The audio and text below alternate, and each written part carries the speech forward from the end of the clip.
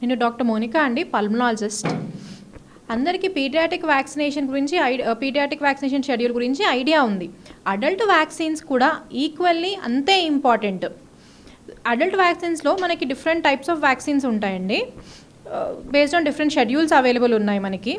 అందులో flu vaccine కానీ, pneumococcal vaccine కానీ, meningococcal vaccine, MMR, DPT, వారిసెల్లా, zoster, ఇలా చాలా వ్యాక్సిన్స్ అవైలబుల్ ఉన్నాయి.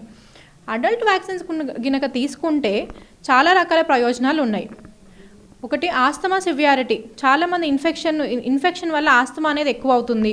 బీపీ ఉన్న పేషెంట్స్, షుగర్ ఉన్న పేషెంట్స్, వీళ్ళందరికీ రిస్క్ ఇంకా ఎక్కువ ఉంటుంది. హార్ట్ అటాక్స్ ఎక్కువ రావడము, పెరాలసిస్ ఎక్కువ రావడము, ఇలా రిస్క్ అనేది ఎక్కువ ఉంటుంది. చిన్నపిల్లలు స్కూల్ ఎక్కువ మానేయడము, పెద్దవాళ్ళైనా ఆఫీస్లో మానేయడము, హాస్పిటలైజ్ అవ్వడము, ఐసీయూకి వెళ్ళడము. ఒక చిన్న వ్యాక్సిన్ తీసుకోవడం వల్ల ఇవన్నీ అవాయిడ్ చేయొచ్చు.